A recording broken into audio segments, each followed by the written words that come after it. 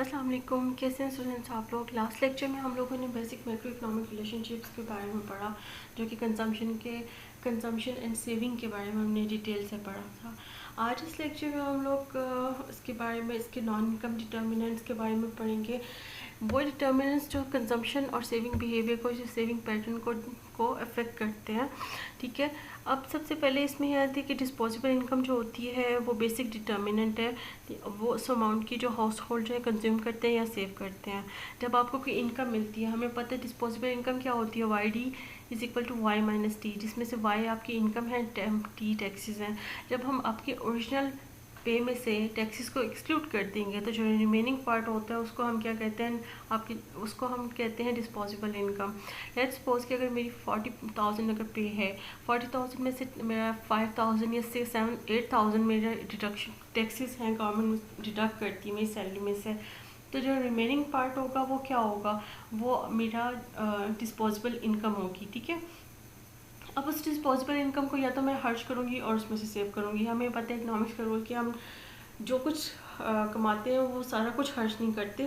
हमारी जब इनकम बढ़ती है तो हम अब कंज्यूम तो करते हैं, लेकिन एज़ कम्पेयर टू जिस रेशो से इनकम बढ़ी है उस रेशो से कंज्यूम नहीं करते, हम कुछ ना कुछ सेविंग करते हैं। सो इसलिए वो बात कर रहे हैं कि हम income based disposable income is the basic determinant of amount house hold will consume और सेव। ठीक है, और सेकंड पे बात कर रहे हैं कि डिटर्मिनेंट्स जो है इनकम के अलावा भी और बहुत से डिटर्मिनेंट हैं जो कि किसी भी हाउस होल्ड को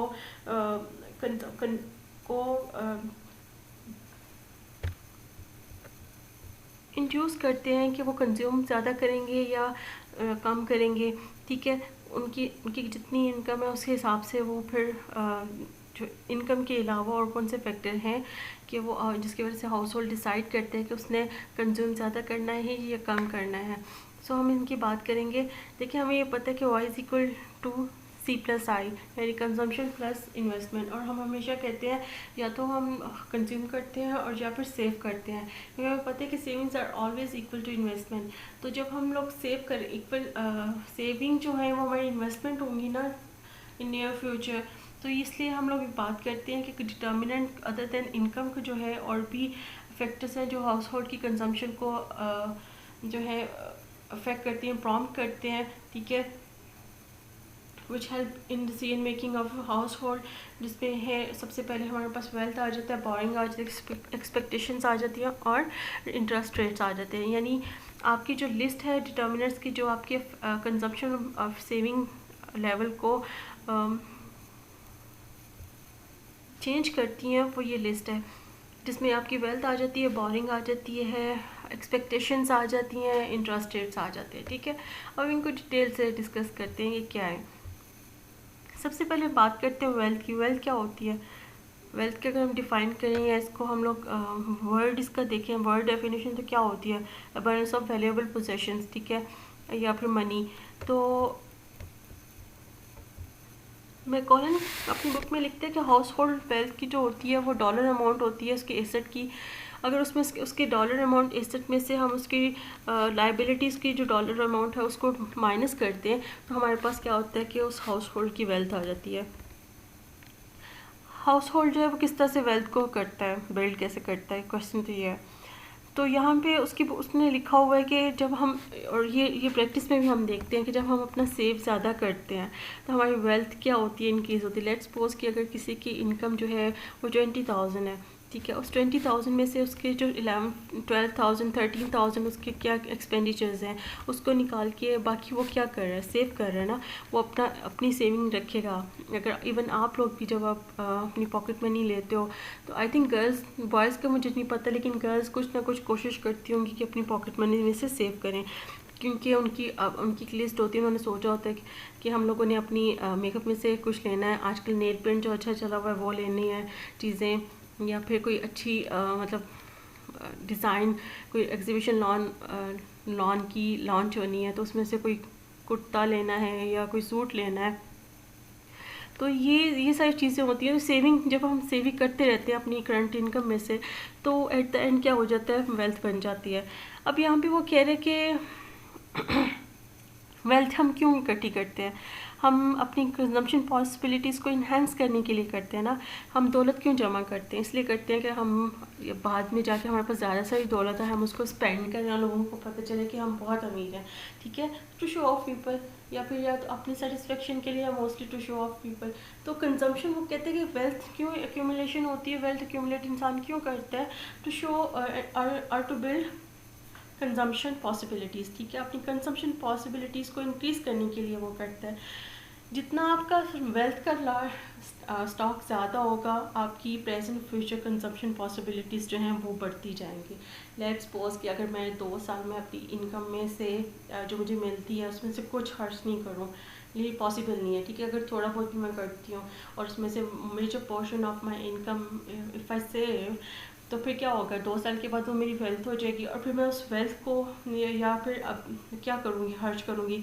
या अगर मुझे, जैसे अगर प्रेजेंट की मैं बात करूँ तो मुझे इनकम मिलेगी, तो सैलरी मिलेगी, तो क्या करूँगी मैं उसमें से? मैं जो चाहूँगी ले सकती हूँ, अपनी मर्ज़ी की चीज़ ले सकती हूँ। तो ये कह रहा है कि अगर आपके पास बहुत ज़्यादा लार्जर स्टॉक आ जाए, ठीक है, अगर आपका कोई जैकपॉट लग जाए और आप बैठे बैठे अमीर हो, तो क्या करेंगे? सबसे पहले obviously you will go to consume, आप अपनी सबसे पहले लग्जरी चीज़ें खरीदेंगे। तो आप खरीदेंगे ना, आपकी वो ये कह रहा है कि जब आपका लार्जर स्टॉक होगा वेल्थ का, तो आप क्या होगा, आपकी प्रेजेंट और फ्यूचर दोनों कंजम्पशन ही, आज जो आप खरीदना चाहोगे, जो फ्यूचर में खरीदना चाहोगे, तो वो पॉसिबिलिटीज़ क्या होंगी, वो बढ़ जाएंगी, ज़्यादा हो जाएंगी, बहुत ज़्यादा। कितने इंसान में लालच ख़त्म नहीं होता, तो वो इस यही बात है कि आप खरीदते जाओगे, जब आपके पास ज़्यादा दौलत होगी, शो ऑफ करने के लिए, लोगों को दिखाने के लिए, या खुद की मेंटल सेटिस्फेक्शन के लिए, you will by that things. महंगी महंगी ब्रांड्स खरीदना शुरू कर दोगे। कुछ लोगों को जेनेटिकली होता है, कुछ लोगों में, ठीक है, और कुछ लोग जो हैं वो अडॉप्ट करते हैं, ठीक है। अगर किसी के पास वेल्थ आ जाए, तो अगर दोनों चीज़ें हैं, अगर अडॉप्ट कर लेते हैं, इट्स नॉट बैड यार, उनका भी दिल है, उनकी भी खुशी है। Let's come back to the lecture. हम बात करते हैं कि इवन समटाइम ऐसा होता है कि आपकी एग्जिस्टिंग वेल्थ जो होती है वो बूस्ट हो जाती है, तो फिर क्या होता है, हाउस होल्ड क्या करते हैं, सबसे पहले अपनी स्पेंडिंग इंक्रीज़ करते हैं और सेविंग क्या करते हैं, रिड्यूस कर देते हैं। बैठे बैठे आपका जैकपॉट लग जाए, तो आप सबसे पहले क्या करोगे? मेरे हाल में आप सबसे पहले बॉयज़ गाड़ी लेंगे, कोई अच्छी सी स्पोर्ट्स कार लेंगे, कोई अच्छी सी। और गर्ल्स का जहाँ तक है, वो ऑब्वियसली गर्ल्स जो हैं वो they will go for diamonds. तो ये दोनों चीज़ें हैं कि अगर आपके पास आपके हाउस होल्ड इनकम इंक्रीज़ हो जाए, स्पेंडिंग इंक्रीज़ हो जाए, एकदम से आपकी वेल्थ इंक्रीज़ हो, तो आप क्या करते हैं, आप स्पेंडिंग को इंक्रीज़ करोगे, अपनी सेविंग को कम करोगे। आपको नहीं यार, पैसा अल्लाह ने दिया, चलो खर्च करो। हम पाकिस्तानियों का यही होता है कि चलो यार अल्लाह ने दिया तो चलो खर्च कर दो। अच्छा, ये इसको हम कहते हैं वेल्थ इफेक्ट। इस वेल्थ इफेक्ट की वजह से जब आपकी कंजम्पशन बढ़ेगी, आप ज़्यादा खर्च करोगे, तो क्या होगा, कंजम्पशन शेड्यूल जो है वो अपवर्ड शिफ्ट हो जाएगा। क्यों? आप ज़्यादा खर्च कर रहे हो और सेविंग कम कर रहे हो, तो क्या होगा, आपका कंजम्पशन कर्व जो है वो अपवर्ड शिफ्ट हो जाएगा। इसके बाद हमारे पास आती है बोरिंग। बोरिंग क्या कहती है?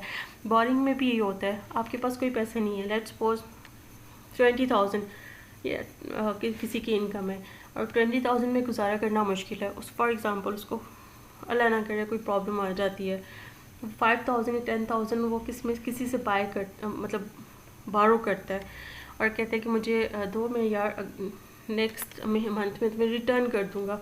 या आप गर्ल्स का ये होता है, ये स्टूडेंट्स जैसे आप लोग हैं, आपकी पॉकेट मनी है 5 to 10,000 और आपकी महीने में उड़ गई है, 20 डेज़ में आपकी पॉकेट मनी सब आपने अपनी स्पेंड कर दी है और आपकी 25th को और थोड़े दिन के बाद आपकी फ्रेंड की बर्थडे है, ठीक है। उन 10 डेज़ में पॉकेट मनी तो आपको नेक्स्ट मंथ में मिलनी है ना, आप पेरेंट्स से, तो पेरेंट्स से नहीं, आप फिर अपने पेरेंट्स की तरफ जाओगे। अगर वो कहेंगे कि नहीं हमने तो तुम्हें दे दी, तुम्हें इसी में एडजस्ट करना था, हम कोई पैसा नहीं देंगे, तो आप क्या करते हो, आप फिर बहन भाइयों से कहते हो, ठीक है, उनकी वर्किंग करते हो, यार मैं तुम्हारा ये काम कर दूँगा या कर दूँगी, प्लीज़ मुझे थोड़े से पैसे बारो कर दो, मेरी फ्रेंड की बर्थडे आ गई है या मेरा फ्रेंड है उसको मुझे कुछ गिफ्ट करना है, ये कुछ गेट टुगेदर है।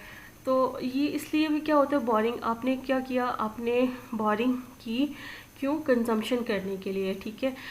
तो हाउस होल्ड का जो बोरिंग डिसीजन है वो भी कंजम्पशन पैटर्न को अफेक्ट करता है। कैसे करता है? अगर कोई हाउस होल्ड बारो करता है, जैसे मैंने आपको बताया, आपकी पॉकेट मनी ख़त्म हो गई और आपने अपने बहन भाइयों से बर्टिंग करके कुछ ना कुछ पैसे ले लिए, तो आपके पास पैसे नहीं है, फिर भी आपने क्या किया, खर्च किया, कंज्यूम किया, कंजम्पशन आपका पैटर्न बढ़ा, तो बेशक आपकी इनकम कम थी या फिर आपकी इनकम नहीं थी, लिमिटेड डिस्पोजेबल इनकम थी ना, तो आपने किया। जैसे ये स्टार्ट में मैंने एग्जांपल दी, एक बंदा उसकी 20,000 इनकम है और उसको उदाना तो कोई प्रॉब्लम आ जाती है और वो हॉस्पिटल में उसको जो है कहीं लाना करे, कहीं जाना पड़ता है, तो पैसे नहीं होते उसके पास, तो क्या करेगा, वो किसी से बारो करेगा ना पैसे। जब बारो करेगा तो फिर उसको उसकी लिमिटेड इनकम में उसको क्या करना पड़ेगा, अगले माह वापस भी करना है। इस माह तो उसके कंजम्पशन उसने कर दिया, उसने अपने जो बिल शिल देने थे किसी वजह से या कोई उसको जो काम था उसने कर लिया, वो पूरा कर लिया। इस माह प्रेजेंट मंथ में तो उसकी कंजम्पशन लेवल बढ़ गया, कंजम्पशन कब ऊपर शिफ्ट हो गई। लेकिन नेक्स्ट मंथ में फ्यूचर में, यानी उसको जब वो रिटर्न करना है, ठीक है, बारोस जब उसने की है मनी उसको रिटर्न करनी है, तो वो क्या करेगा, फिर वो कंजम्पशन अपना कम कर देगा ना, जहाँ वो उसका जो एक्सपेंडिचर था 15,000 मंथ का या 17,000, तो वो क्या करेगा, उसको कम करेगा और उस ताकि वो पैसा जो उसने लिया है वो उसको रिटर्न कर सके। तो वो ये कहता है जब आपको बारो करते हो तो प्रेजेंट में आपकी कंजम्पशन तो बढ़ जाती है, लेकिन फ्यूचर में क्या होती है, वो आपकी कंजम्पशन लेवल रिड्यूस हो जाती है, क्योंकि आप फिर सोच समझ के करते हो और सेविंग करते हो ताकि आप अपना उधार उतार सको। ठीक है, उसके बाद हमारे पास आ जाती है बात के जो प्रेजेंट, वही बात जो मैंने आपको सारी बात ये क्लियर कर दी है। Future return consumption level will be, बिल्कुल ये सारा हो गया उर्दू में।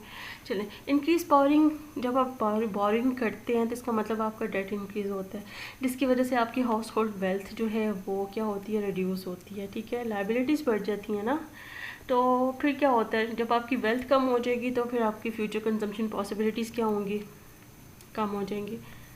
ठीक है, वो ये कह रहे हैं कि अगर आप बोरो ज़्यादा करोगे तो आपकी क्या, आप पे आपका डेट बढ़ जाएगा, उसकी वजह से क्या होगा, हाउस होल्ड की वेल्थ जो है वो कम हो जाएगी। वेल्थ यही थे ना जो आप सेविंग कर रहे थे, चाहे आप 20,000 में से 3,000 कर रहे थे सेविंग पर मंथ, या 4,000 या 5,000 तक कर रहे थे, तो जब आपने एकदम से 5,000 लिया तो आपको उस नेक्स्ट मंथ में पे भी करना है, तो आपकी अपनी सेविंग भी कम हुई। ठीक है, आपने उस मंथ सेव भी नहीं किया, और अगर हो सकता है आपने इससे ज़्यादा भी उस माह के आपने करने हो, एक्सपेंडिचर करने हो, तो ये क्या होता है, फिर वो ये बात कर रहे हैं कि जब आप बोरो करते हो तो फिर आपकी लाइबिलिटीज़ बढ़ती हैं, और जब लाइबिलिटीज़ बढ़ती हैं तो अगर आपकी जो मंथली इनकम, जो सेविंग वेल्थ है, जो आपकी यानी सेविंग है, वो क्या होती है, रिड्यूस हो जाती है, और उससे आपकी कंजम्पशन पॉसिबिलिटीज़ रिड्यूस हो जाती हैं, जिसकी वजह से आपका कंजम्पशन का डाउनवर्ड शिफ्ट हो जाता है। इसके बाद हम कहते हैं एक्सपेक्टेशंस क्या होती हैं। एक्सपेक्टेशन हाउस होल्ड के एक्सपेक्टेशंस होती हैं अबाउट फ्यूचर प्राइसेस, ठीक है, और इनकम, कि उनकी या तो वो करते हैं कि हमारी इनकम जो सैलरी है जितने भी, उनको पता होता है कि यार बजट के बाद हमारी सैलरी बढ़ेगी। ठीक है, और फिर उसके बाद उनको ये भी पता है कि फ्यूचर में हमारे ये जो बजट के बाद प्राइसेस बढ़ेंगी चीज़ों की। तो क्या होता है कि ये जो दोनों एक्सपेक्टेशंस होती हैं किसी भी चीज़ के बारे में, फ्यूचर प्राइस और इनकम के बारे में, वो भी आपकी स्पेंडिंग और सेविंग पैटर्न को अफेक्ट करती हैं। For example, expectation of rising prices tomorrow may trigger some more spending, okay, and less saving today. किसी भी चीज़ की प्राइस बढ़ जाती है, आज हमें पता है कि उसकी प्राइस बढ़ जानी है, ठीक है, तो हम क्या करेंगे, हम उसको जाके जल्दी सबसे पहले ख़रीदेंगे, यार आज तो ये सस्ता है। या फॉर एग्ज़ाम्पल जैसे लॉन लगती है, लॉन एग्जीबिशन में सेल लगती है, लॉन की जब सेल लगती है वो 1 या 2 डेज़ के लिए होती है सेल, उसके बाद क्या होता है, वो दोबारा से वही जो रेट होते हैं वो उन्हीं रेट्स पे वो चीज़ें आपको मिलती हैं।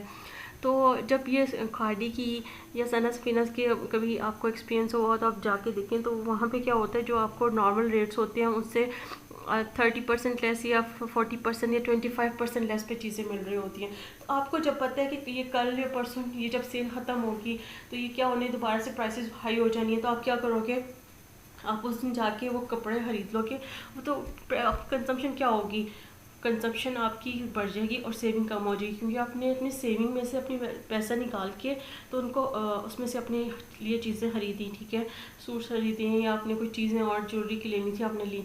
तो ये क्या हुआ आपका, ये आपकी एक्सपेक्टेशंस होंगी, क्योंकि आपको पता है कि ये दोबारा से प्राइसेस जो हैं ये बढ़ जानी है, तो क्या होगा कि आपने जाके जल्दी से कोई चीज़ खरीद ली। इसी तरह से वो कह रहा है कि इसकी वजह से जब करंट कंजम्पशन कम होता है वो अपवर्ड शिफ्ट कर जाता है, और सेविंग क्या होती है, सेविंग डाउनवर्ड शिफ्ट हो जाती है।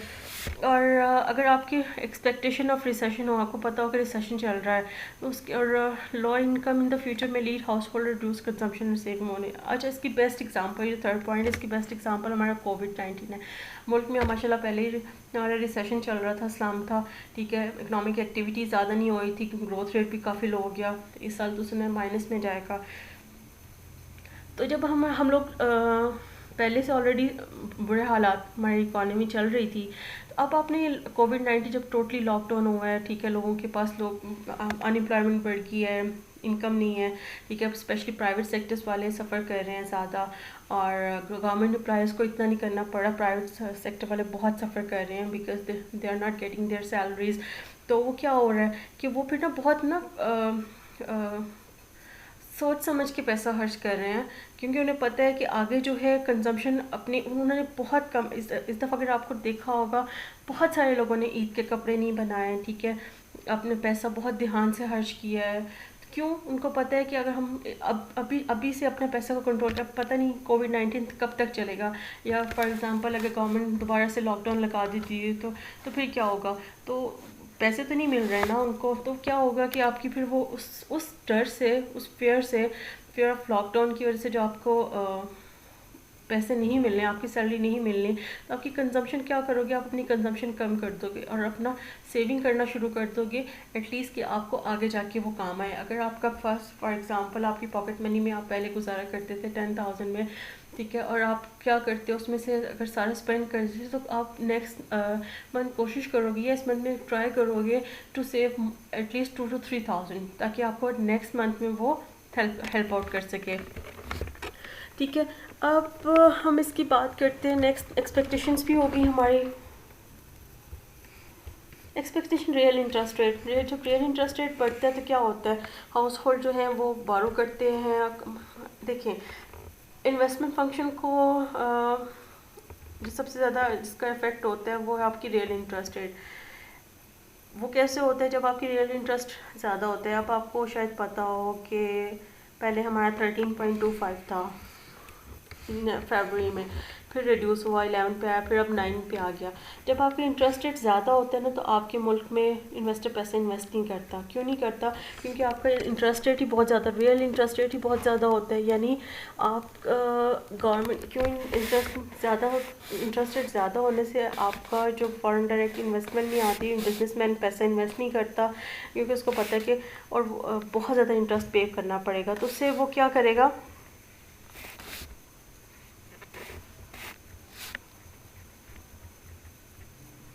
वो अपना पैसा बैंकों में रखवा देगा या सेव कर लेगा। जो बैंकों में पैसा जाएगा वो भी उसकी सेविंग होगी, क्योंकि इंटरेस्ट रेट हाई होगा, उसको प्रॉफिट मिलेगा।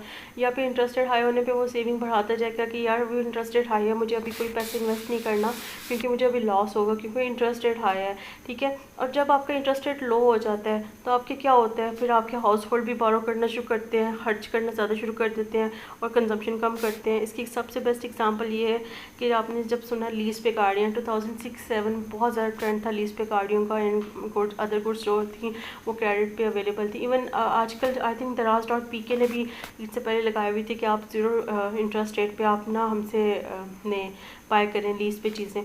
तो क्या होता है जब आपका इंटरेस्ट रेट कम होता है तो कंज्यूमर कहता है यार चलो, जहाँ पहले मतलब मैं ये तो मेरे फ़ायदे में है कि अगर मैं मेरी 50,000 या 40,000 है मेरी इनकम, तो उसमें से मैं 10,000 भी देता जाऊँगा तो मुझे कौन सा बुरा लगेगा, चलो खरीद लो ना, ठीक है। और इसी तरह से जब इंटरेस्ट रेट लो होगा तो जो आपका बिजनेस इन्वेस्टर है वो भी आएगा, उसको बैंक से पैसा लो इंटरेस्ट रेट पे मिलेगा और वो इन्वेस्ट करेगा, और जैसे जैसे उसकी इनकम बढ़ती जाएगी वो वैसे वैसे वो रिटर्न करता जाएगा। सो रियल इंटरेस्ट रेट में जब फॉल होता है तो उससे क्या होता है, आपकी कंजम्पशन पैटर्न बढ़ती है और सेविंग जो है कम होती है। तो कंजम्पशन पैटर्न बढ़ने से आपका जो कंजम्पशन कर्व है वो अपवर्ड शिफ्ट करते हैं और जो आपका सेविंग्स है वो डाउनवर्ड शिफ्ट कर जाती हैं। जी ये बात है। और हाई इंटरेस्ट रेट जो है वो उसके ऑपोजिट साइड सिचुएशन होगी, पहले हम डिस्कस कर चुके हैं। अब ये देखिए कंजम्पशन कर्व है हमारे पास, सी नॉट है हमारे पास बेसिकली, और ये अगर इंडिटर्मिनेंट्स की किसी की वजह से अगर कंजम्पशन बढ़ती है तो वो अपवर्ड शिफ्ट हो जाएगी, और अगर ये कंजम्पशन कम होती है तो वो डाउनवर्ड शिफ्ट हो जाएगी। Same is the case with the saving curve. अगर इंडिटर्मिनेंट्स की वजह से कोई सिचुएशन होती है, जैसे हमने बात की कि हाई इंटरेस्ट रेट होता है, तो हाई इंटरेस्ट रेट की वजह से लोग सेव ज़्यादा करते, कंजम्पशन कम करते, तो क्या होगा, आपकी सेविंग ज़्यादा हो जाएगी, ठीक है, वेस्ट कर्व पे शिफ्ट हो जाएगी। और अगर आपकी सेविंग जैसे आपका इंटरेस्ट रेट लो होगा तो लोग क्या करेंगे, फिर कंज्यूम ज़्यादा करेंगे, सेविंग फिर उनकी कम हो जाएगी, तो आपका जो सेविंग कर्व है वो नीचे होगा। ये सिर्फ एक डिटर्मिनेंट की बात क्यों नहीं है, समटाइम्स एक डिटर्मिनेंट की वजह से भी इफेक्ट होता है, और समटाइम मोर देन 2 to 3 जो नॉन इनकम डिटर्मिनेंट है वो भी रीजंस बन सकते हैं शिफ्ट करने की कंजम्पशन और सेविंग कर्व को, ठीक है। इसके बाद हम बात करते हैं other important points regarding saving and consumption. सबसे पहले हम आ जाते हैं डिफरेंट, उसने कहा कि डिफरेंट पॉइंट्स हैं regarding saving and consumption schedule के। जब मैक्रो इकोनॉमिक मॉडल हम डेवलप करते हैं तो बजाय इसके कि सेविंग और कंजम्पशन का फंक्शन देखें, हम लोग जो क्योंकि मैक्रो इकोनॉमिक मॉडल की बात कर रहे हैं, मैक्रो इकोनॉमिक का मतलब होता है होल, जब मॉडल डेवलप कर रहे होते हैं तो हम उसमें मेन चीज़ लेते हैं डिस्पोजेबल इनकम है, वो रिलेशनशिप है कंजम्पशन का और रियल डोमेस्टिक आउटपुट का, ठीक है।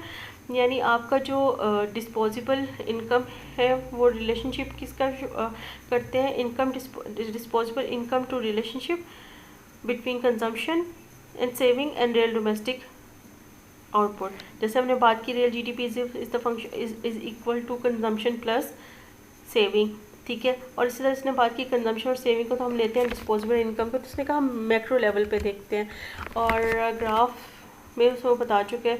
अब चेंजेस अलोंग शेड्यूल, हमने बात की कि ग्राफ्स के साथ हमने ग्राफ्स की अपवर्ड और डाउनवर्ड शिफ्ट की बात की। अगर एक ही कर्व पे, ठीक है, जैसे फॉर एग्जांपल एक ही कर्व है सी डॉट और उस पर ए टू बी क्या हो रहा है कि मूवमेंट हो रही है। लेट्स सपोज हमारे पास ये कर्व है सी नॉट और उस पर देखिए आपको नज़र आ रहा होगा ए और बी 2 पॉइंट्स है। लेट्स सपोज कि हम पहले ए पॉइंट पे थे, अगर हम जब ए से बी पे जाते हैं शिफ्ट होते हैं तो ये इसका मतलब है मूवमेंट अलोंग द कर्व। तो ये अलोंग द कर्व मूवमेंट जो है वो रियल जीडीपी में चेंज की वजह से आती है, याद रखिएगा ये बात का। Movement along the consumption curve जो चेंज आ रही है वो क्या हो रही है, वो रियल जीडीपी की वजह से हो रही है, जबकि अपवर्ड और डाउनवर्ड शिफ्ट जो है कंजम्पशन की वो तो नॉन इनकम डिटर्मिनेंट की वजह से हो रही है। हो सकता है कोई एक फैक्टर चेंज हो रहा हो सकता है more than 2 factors are changing, that's why of your consumption curve is shifting upward और डाउनवर्ड, ठीक है। ये रीज़न है। Same is the case with the saving curve के अगर ए से यहाँ पे शिफ्ट हो रहे हैं तो क्या हो रहा है, आपकी रियल जीडीपी की वजह से हो रहा है। और अगर ये अपवर्ड डाउनवर्ड शिफ्टिंग जो हो रही है वो किस वजह से हो रही है, वो आपके नॉन इनकम डिटर्मिनेंट्स की वजह से हैं। शेड्यूल ये हो गया हमारा। अगर वो कह रहे हैं कि चेंज हो जाए वेल्थ आपकी में चेंजेस हैं, एक्सपेक्टेशन में interest rate, household debt shift, consumption in one direction, saving schedule in opposite direction, okay. और ये बात हमने कर ली है कि अगर आपकी वेल्थ एक्सपेक्टेशन इंटरेस्ट रेट जो है वो चेंज हो जाए तो आपका कंजम्पशन जो है वो एक साइड पे ऊपर से उस तरफ जाएगा, ठीक है, और सेविंग आपकी कम हो जाएगी। ये बात हम लोगों ने की। और हाउस होल्ड डिसाइड कर लिया कि उसने कंज्यूम ज़्यादा करना है तो क्या होगा, वो सेव लेस करेगा और इसी तरह से होगा वाइस वर्सा। और अगर डाउनवर्ड शिफ्ट हो जाए कंजम्पशन की, यानी वो सी नॉट से सी 2 पे शिफ्ट हो जाए, तो इसका मतलब है अगर वही बात है यार कि अगर जब आपकी कंजम्पशन डाउनवर्ड शिफ्ट कर रही है तो इट मीन्स कि आपका सेविंग बढ़ रहा है, और अगर कंजम्पशन अगर अपवर्ड शिफ्ट कर रही है तो आपका सेविंग डाउनवर्ड शिफ्ट कर रहा है। तो ये आई थिंक अब तो आपको अगर आप सुन रहे हैं सही तरह से तो आपको समझ आ गई होगी बात की। इसके बाद टैक्सेस की बात करते हैं कि टैक्सेस में चेंज की वजह से कंजम्पशन और सेविंग चेंज होती है या नहीं। तो हम देखते हैं कि उसने कहा कि change in taxes shift the consumption saving in the same direction. So अगर उसने कहा कि टैक्सेस इंक्रीज होते हैं तो क्या होगा, आपकी कंजम्पशन और सेविंग क्या होगी, रिड्यूस हो जाएगी, और कंजम्पशन और सेविंग जो है वो डाउनवर्ड शिफ्ट हो जाएंगे। देखिए टैक्सेस में हमने अगर मल्टीप्लायर में वो आगे नेक्स्ट लेक्चर में है टैक्सेस की जब हम बात करेंगे तो जब आपके टैक्सेस लग गए हैं किसी चीज़ को, फॉर एग्ज़ाम्पल आईफोन की हम बात कर लेते हैं। जब पाकिस्तान ने मोबाइल फ़ोन पे बहुत ज़्यादा टैक्सेस, हैवी टैक्सेस एम्प्लॉय किए, तो क्या हुआ, उनकी जो डिमांड थी कम हो गई ना। लोगों ने क्या किया, कंजम्पशन उनकी कम करनी शुरू कर दी उनके पास। और जो अगर सिर्फ मोबाइल फ़ोन पे नहीं, इवन आम इनकी जो बेसिक नेसेसिटीज़ की वजह पे जो चेंज आया हम लोगों पे टैक्सेस के बाद, जैसे लास्ट टाइम हम लोगों पे बहुत ज़्यादा टैक्सेस इंक्रीज़ किए गए थे, या तो क्या होता है जब टैक्सेस बढ़ जाते हैं किसी चीज़ पे तो उसकी कंजम्पशन भी कम हो जाती है, और सेविंग इस तरह से कम होती है। जब टैक्सेस बढ़ते हैं तो महंगाई तो ऑटोमेटिकली इन्फ्लेशन रेट बढ़ जाता है, ठीक है, प्राइस हाइक हो जाती है। जब आप चीज़ें लेने जाते हो तो आपकी जो चीज़ पहले 10 रुपीज़ की मिल रही थी वो अब 20 रुपीज़ की मिलना शुरू हो गई। तो क्या हुआ, आपकी सेविंग भी कम हो गई। कंजम्पशन कर्व क्या हुई, आपकी ऑलरेडी कंजम्पशन किसी चीज़ की, आपकी परचेसिंग पावर भी कम हुई, क्या हुआ, कंजम्पशन कम डाउनवर्ड शिफ्ट हो गया। और शेयर सेविंग का भी, क्योंकि आपका पहले जो आप एक चीज़ 10 रुपये में ले रहे थे वो आप 20 रुपीज़ में ले रहे हो, तो क्या हो रहा है, आपकी सेविंग भी कम हो रही है। वो आप जो बाकी पैसे वो कहाँ से खर्च कर रहे हो, यानी मीन्स के जो आप सेव कर रहे थे अब आप वो सेव भी नहीं कर पा रहे हो, टैक्सेस इंक्रीज़ होने की वजह से चीज़ों की जब प्राइसेस ज़्यादा होंगी। तो ये स्पेंडिंग, उसके बाद रहता है कि हाउस होल्ड जो है कंज्यूम पार्टली करेंगे, पार्टली सेव करेंगे, डिक्रीज़ इन टैक्सेस, ठीक है। अगर टैक्सेस डिक्रीज़ होंगे तो क्या होगा, फिर वो ऑब्वियसली कुछ कंज्यूम भी करेंगे और सेविंग में भी दोनों तरह से इफेक्ट आ सकता है, ठीक है, कि अगर आप सेविंग बढ़ भी सकती है, अगर आप चीज़ सस्ती होगी आप ले भी सकते हैं। उसने कहा कि बहुत कंजम्पशन शेड्यूल सेविंग जो है वो शिफ्ट कर जाएंगे अपवर्ड, ठीक है।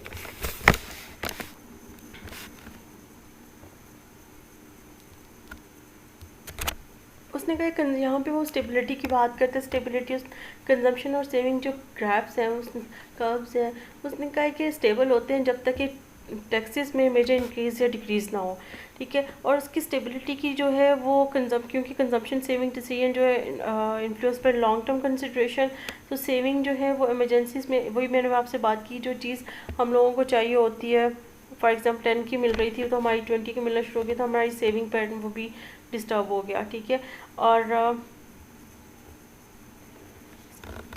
आप ये भी तो करते हैं ना कि जब आपकी स्टेबिलिटी इस वजह से भी होती है कि आपने कंजम्पशन सेविंग डिसीजन इस तरह से लेते हो कि आप कुछ ना कुछ पैसा बचाओ ताकि आपको आपके बुरे वक्त में काम आए, या फिर रिटायरमेंट के बाद आपके जो हैं वो काम उसमें उसमें आए।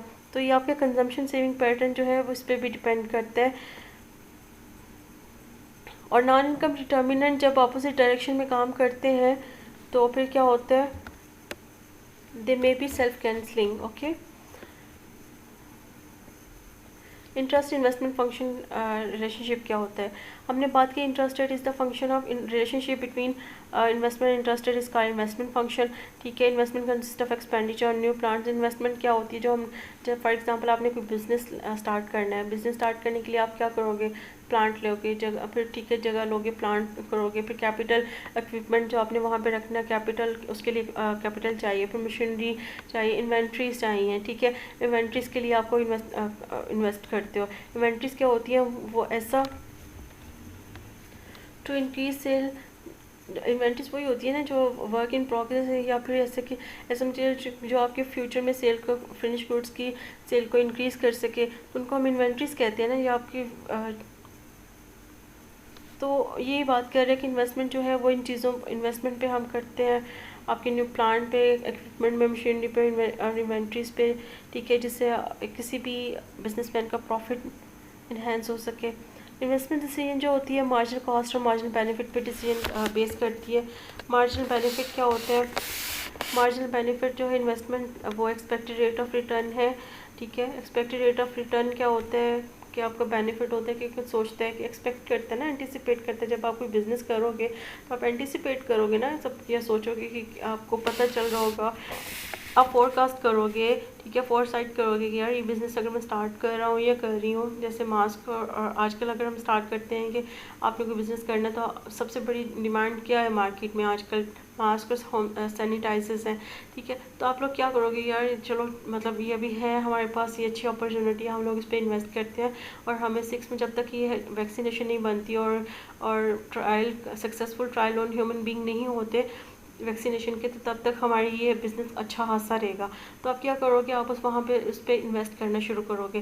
तो जब हम जब हम कोई प्रोजेक्ट स्टार्ट करते हैं तो हम ये देखते हैं कि हमारा जो एक्सपेक्टेड रेट ऑफ रिटर्न जो प्रॉफिट है वो एक्सीड कर रहा है इंटरेस्ट रेट से या नहीं कर रहा, ठीक है। अगर expected rate of return interest rate the basic determinant of investment spending, एक बात याद रखिएगा, एक्सपेक्टेड रिटर्न यानी एक्सपेक्टेड बेनिफिट जो आपका बेनिफिट है और इंटरेस्ट रेट, ये टू मेन या बेसिक डिटर्मिनेंट्स हैं इन्वेस्टमेंट स्पेंडिंग के या इन्वेस्टमेंट के, ठीक है। क्या आपके बेसिक डिटर्मिनेंट है, एक आपका इंटरेस्ट रेट और दूसरी आपकी एक्सपेक्टेड रिटर्न यानी प्रॉफिट। ये हमारा इन्वेस्टमेंट डिमांड का है, शोज नेगेटिव रिलेशनशिप, ठीक है। अगर आपकी इन्वेस्टमेंट 5% है तो देखें एक्सपेक्टेड रेट ऑफ रिटर्न यानी प्रॉफिट आपका 16 पे चला जाएगा। अगर आपका इंटरेस्ट रेट यहाँ से आपकी इन्वेस्टमेंट बढ़ गई है, आपने बढ़ाई है, तो आपका एक्सपेक्टेड रेट ऑफ रिटर्न कितना होगा, 12 हो जाएगा। 0 पे 16 है, यानी आप there is exist negative relationship between investment demand का investment and expected rate of return. अगर आपकी इन्वेस्टमेंट डिमांड का इंक्रीज हो जाए, ठीक है, जैसे हमने पढ़ी कि सेविंग्स जब इंक्रीज होती है तो किधर शिफ्ट होती है, कंजम्पशन इंक्रीज होती है तो कहाँ शिफ्ट होती है। इस तरह से अगर आपकी इन्वेस्टमेंट डिमांड का इंक्रीज हो जाए तो वो आपकी राइट साइड पे शिफ्ट करती है, और अगर आपकी इन्वेस्टमेंट डिमांड का डिक्रीज हो जाए तो वो लेफ़्ट साइड पे शिफ्ट करती है। हम बात करते हैं एक्सपेक्टेड रेट ऑफ रिटर्न की। अब एक्सपेक्टेड रेट ऑफ रिटर्न जो हमें पता है कि प्रॉफिट और बेसिक डिटर्मिनेंट है इन्वेस्टमेंट का, वो क्या होता है। उसने कहा है कि जो इन्वेस्टमेंट स्पेंडिंग होती है ना, वो प्रॉफिट मोटिव मेन किसी बिजनेसमैन का क्या ऑब्जेक्टिव होता है, प्रॉफिट मोटिव होता है ना, तो वो क्यों कैपिटल गुड्स बाय करते हैं इन ऑर्डर टू, और इस तरह की चीज़ें क्यों लेते हैं, क्यों अपना प्रॉफिट इंक्रीज करने के लिए। लेट्स सपोज कि अगर एक्सपेक्टेड रेट ऑफ रिटर्न है मशीनरी का, एक्सपेक्टेड रेट ऑफ रिटर्न 10% है, ठीक है, और वो कहते हैं कि चलो मैं इस पर थोड़ा सा और इन्वेस्ट कर दूँ मशीनरी पे, ठीक है, तो मेरा एक्सपेक्टेड रेट ऑफ रिटर्न बढ़ जाएगा। तो जो एक्सपेक्टेड रेट ऑफ रिटर्न है और एक्चुअल रेट ऑफ रिटर्न में डिफरेंस होता है, ठीक है। Guaranteed expected rate of return जो है वो गारंटीड नहीं है। क्यों? एक्सपेक्टेड रेट ऑफ रिटर्न जो है वो हम लोग क्या करते हैं, हम उसको एंटिसिपेट करते हैं, ठीक है, फोरकास्ट करते हैं, हम ऐसे सोच रहे होते हैं, यानी हमें फ्यूचर में जो है वो इसका रिटर्न प्रॉफिट ज़्यादा मिलेगा। और इन्वेस्टमेंट जो होती है, सबसे बड़ी ये पॉइंट है कि इन्वेस्टमेंट हमेशा रिस्क होते हैं, उसमें रिस्क होते हैं, इन्वेस्टमेंट जो भी कोई करते हैं तो उसमें रिस्क का फैक्टर इन्वॉल्व होता है। अब हम डिटर्मिनेंट्स की बात करते हैं जिसकी वजह से इन्वेस्टमेंट डिमांड कब शिफ्ट होती है। सबसे पहले इसमें एक्विजिशन है, मेंटेनेंस है, ऑपरेटिंग कॉस्ट है, ठीक है। और जब आप कोई बिजनेस स्टार्ट करते तो आपको कुछ कॉस्ट फेस करनी पड़ती है, कुछ फिक्स कॉस्ट होती हैं, कुछ वेरिएबल कॉस्ट होती हैं। आई थिंक आपने माइक्रो में पढ़ा होगा इसके बारे में, ठीक है। गुड्स की कैपिटल कॉस्ट होती है, इनिशियल कॉस्ट होती है, उसके बाद जो ऑपरेटिंग और मेंटेनेंस के लिए हमें कॉस्ट जो है वो बर्दाश्त करनी पड़ती है, ठीक है। उसके बाद ये सब चीज़ें जो मेंटेनिंग के लिए और इसकी ऑपरेशन के लिए हमें कॉस्ट पे करना पड़ती है, ये भी हमारे एक्सपेक्टेड रेट ऑफ रिटर्न जो इन्वेस्टमेंट हम लोग कर रहे हैं उसको अफेक्ट करती हैं, ठीक है। जब ये कॉस्ट बढ़ती हैं तो एक्सपेक्टेड रेट ऑफ रिटर्न जो होता है वो क्या होता है, फॉल करता है, और इन्वेस्टमेंट डिमांड का शिफ्ट कर जाती है लेफ्ट को। इसमें आ जाते हैं आपके इलेक्ट्रिसिटी कॉस्ट आ जाती है, ठीक है, ऑपरेटिंग टूल्स आ जाते हैं, मशीनरी, अगर आपको मशीनरी का चेंज करना है या उसको मतलब करना है तो आपकी कॉस्ट पड़ेगी। तो क्या होगा, आपकी इन्वेस्टमेंट डिमांड का जो है लेफ्ट पर शिफ्ट कर जाती है। और अगर आपकी कॉस्ट आपकी लोअर हो जाती है तो आपका इन्वेस्टमेंट डिमांड का क्या होती है, शिफ्ट हो जाती है राइट को। इस तरह से हम बात करते हैं बिजनेस टैक्सेस की। बिजनेस टैक्सेस में क्या होता है कि जब गवर्नमेंट बिजनेस टैक्स इम्पोज करती है तो आपकी प्रॉफिटेबिलिटी इन्वेस्टमेंट पे क्या होती है, वो कम हो जाती है और आपका इन्वेस्टमेंट डिमांड का लेफ्ट साइड पे शिफ्ट हो जाता है। इसी तरह से अगर आपका टैक्सेस कम हो जाए, बिजनेस टैक्स कम हो जाए, तो आपकी क्या होगी, इन्वेस्टमेंट डिमांड का राइट साइड पे शिफ्ट हो जाएगी। सेम जिस तरह टेक्नोलॉजी में अगर आपको याद हो तो हमने ये बात की थी ना, I think 2 to 3 lectures back we discuss the Y production function is the labour of capital, why is the function of labor, capital and technology, if I'm not wrong, तो हमने पढ़ा था कि उसमें टेक्नोलॉजी को बहुत बहुत इंपॉर्टेंट फैक्टर है, क्योंकि टेक्नोलॉजी है ऐसी चीज़ है जो कि स्टिमुलेट कर देती है प्रोडक्शन ऑफ गुड्स को, ठीक है। उसकी वजह से आप अगर आप टेक्नोलॉजी इम्प्लॉय करते हैं तो आपकी क्या होती है, कॉस्ट रिड्यूस हो जाती है, क्वालिटी ऑफ गुड इम्प्रूव हो जाती है, एंड आपका expected rate of return which is profit वो भी इंक्रीज़ हो जाता है। जब ये सब अच्छी अच्छी चीज़ें हो जाती हैं तो हमारा जो इन्वेस्टमेंट डिमांड का है वो राइट साइड पे शिफ्ट हो जाता है। और अगर यही आपकी टेक्नोलॉजी नहीं है, आप एब्सोल्यूट मेथड जो यूज़ कर रहे हैं, तो आपकी क्या होगी, प्रोडक्ट कॉस्ट भी बढ़ेगी, क्वालिटी ऑफ गुड जो है वो इतनी अच्छी नहीं होगी, तो आपका प्रॉफिट भी कम होगा। ऑब्वियसली लोग आपकी चीज़ नहीं लेंगे, तो फिर क्या होगा, फिर इन्वेस्टमेंट डिमांड का लेफ्ट पर शिफ्ट हो जाएगा।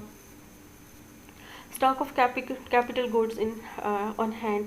अगर इकोनॉमी ऑलरेडी ओवर स्टॉक्ड हो, ठीक है, प्रोडक्शन और फर्म्स जो हैं उस पर उनकी इन्वेंट्रीज भी फिनिश गुड्स की पड़ी हुई हो, एक्सेसिव हो, यानी वेयर हाउस में सामान पड़ा हो उनके अपने, तो अगर उस पर भी वो मज़ीद प्रोडक्शन कंटिन्यू करते हैं तो क्या होगा, आपका एक्सपेक्टेड रेट ऑफ रिटर्न जो न्यू इन्वेस्टमेंट है जो, यानी वो ये मैं आप इस तरह से बताती हूँ कि अगर आपको पता है कि आपकी कोई भी प्रोडक्ट सेल नहीं हुई मार्केट में, और अभी आपकी वो इन्वेंट्रीज पड़ी हुई हैं, वेयर हाउसेस में पड़ी हुई हैं या स्टोर हाउसेस में पड़ी हुई हैं, आपकी अपनी फैक्ट्री में पड़ी हैं, उसके बावजूद आप और पैसा इन्वेस्ट करके मज़ीद वो चीज़ बनाते हो, ठीक है, तो वो जो इन्वेस्टमेंट आपने मज़ीद उस चीज़ पे बनाने पर खर्च की, वो क्या होगी, वो डिक्लाइन कर जाएगी, उससे आपका प्रॉफिट डिक्लाइन करेगा और आपकी जो इन्वेस्टमेंट डिमांड का शिफ्ट हो जाएगी लेफ्ट वर्ड, ठीक है। अगर आपकी इकोनॉमी अंडर स्टॉक है, ठीक है, और आपको पता है कि ये जो फर्म है वो फर्म को पता है कि यार मेरी चीज़ें जो हैं, और क्योंकि एंटिसिपेट करते हैं ना बिजनेसमैन हमेशा, कि जब भी बिज़नेस करते हैं तो हम लोग क्या करते हैं, एंटिसिपेट फोरसाइट करते हैं कि क्या होगा, फोरकास्ट करते हैं क्या होगा फ्यूचर में। तो इस फोरकास्टिंग को या एंटिसिपेशन में क्या होगा कि हम लोग और पैसे इन्वेस्ट करेंगे, जब और पैसे इन्वेस्ट करेंगे तो हमारी प्रोडक्ट मार्केट में आएगी, हमारी प्रोडक्ट जब मार्केट में आएगी तो हम क्या होगा, प्रॉफिट होगा, और जब प्रॉफिट होगा तो इन्वेस्टमेंट डिमांड का राइट पर शिफ्ट हो जाएगी। बेस्ट एग्जांपल इसके हम मैक्रो मास्क की और सैनिटाइज़र की ले लेते हैं। हमें पता है कि अभी तो वैक्सीनेशन का कोई ट्रायल जो है वो सक्सेसफुल नहीं हो रहा, और अभी बल्क अमाउंट में जो है वो वैक्सीनेशन अवेलेबल नहीं होगी कोविड-19 की, तो फिर क्या होगा, हम लोग अगर मास्क और सर लगाते हैं, क्योंकि ऑलरेडी वो उसमें मार्केट में शॉर्टेज है, तो उसमें क्या करने के लिए हम अगर वो प्लांट इंस्टॉल करते हैं और उसमें और इन्वेस्ट करके और ज़्यादा उसकी बल्क अमाउंट लेके आते हैं मास्क एंड सैनिटाइज़र की, तो हमें पता है कि जो इकॉनमी अंडर स्टॉक है तो वो क्या होगा कि चीज़ें सेल आउट हो जाएंगी। कब तक, जब तक अंडर स्टॉक रहेगी, जब तक आपकी कोई वैक्सीनेशन नहीं आ जाती, तो ये हमारी उससे डिमांड, हमारे प्रॉफिट इंक्रीज़ होगा, और प्रॉफिट इंक्रीज़ होने के बाद जो इन्वेस्टमेंट डिमांड कब है वो राइट पर शिफ्ट हो जाएगी। प्लान इन्वेंट्री चेंजेस, कुछ चेंजेस होती हैं, इन्वेंट्री चेंजेस प्लान होती हैं, कुछ अनप्लान होती हैं, ठीक है। और जो इन्वेस्टमेंट डिमांड का मतलब वो डील करता है सिर्फ प्लान इन्वेस्टमेंट के साथ, तो हम कहते हैं कि plan changes that firms desire to make their inventory levels. अगर फर्म प्लान करती है कि उसने अपनी इन्वेंट्रीज जो हैं वो इंक्रीज़ करनी है, तो उससे क्या होगा, इन्वेस्टमेंट डिमांड का राइट साइड पे शिफ्ट कर जाएगी। और अगर वो कहती है कि अपनी इन्वेंट्रीज जो है वो मैं डिग्री कम कर दूँ, तो क्या होगा, डिमांड का आपकी लेफ्ट साइड पे शिफ्ट हो जाएगी। After that we will study expectations. हम जैसे हमने लास्ट भी बात की थी फोरकास्टिंग की, ठीक है, कि फोरकास्ट करते हैं कोई भी, जब कोई बिज़नेस स्टार्ट करने तो हम फोरकास्ट करते हैं या फिर हम एंटिसिपेट करते हैं। तो बिजनेस में इन्वेस्टमेंट तभी करता है जब उसको पता हो कि उसको प्रॉफिट ज़्यादा मिलना है, यानी, और उसने कहा जब expected rate of return cap investment पे फर्म एक्सपेक्टेशन उसको नज़र आओ कि फ्यूचर में जो चीज़ मैं बना रहा हूँ इसकी मुझे अच्छी मतलब मुझे अच्छा प्रॉफिट मिलेगा, तो क्या होगा कि ऑपरेटिंग कॉस्ट और जो भी प्रॉफिटेबिलिटी ज़्यादा होगी तो क्या होगा, कैपिटल ज़्यादा इंक्रीज़ हो जाएगा, उसका प्रॉफिट बढ़ेगा तो कैपिटल भी ज़्यादा होगा। और अगर वो कहते हैं कि ऑप्टिमिस्टिक है, अगर जो एग्जेक्टिव है, जो डिसीजन लेने वाला है वो ऑप्टिमिस्टिक है, पॉजिटिव है, कि उसको पता है कि उसकी जो फ्यूचर में सेल होनी है, ठीक है, उसको ये भी पता है कि उसकी कॉस्ट जो है वो मिनिमाइज ही रहेगी, ज़्यादा नहीं बढ़ेगी, और प्रॉफिट उनके इसके बढ़ेंगे, तो क्या होगा, इन्वेस्टमेंट डिमांड का राइट साइड पे शिफ्ट हो जाएगी। और अगर वो पेसिमिस्ट है, यानी नेगेटिव थिंक है, उसको नहीं पता यार पता नहीं क्या होना होगा या नहीं होगा, जब वो डाउनवर्ड होगा तो आपकी जो आपकी इन्वेस्टमेंट डिमांड का वो लेफ़्ट साइड पर शिफ्ट करेगी। ये आपका आज का लेक्चर था मैं कॉलन प्रूव ऑफ फ्रेंड से, और अगर आपको कुछ जो चीज़ें समझ नहीं आई प्लीज़ आप उसको उन पॉइंट्स को नोट डाउन कर लें, and we will discuss that points in our zoom class, and I hope कि you have a good day. So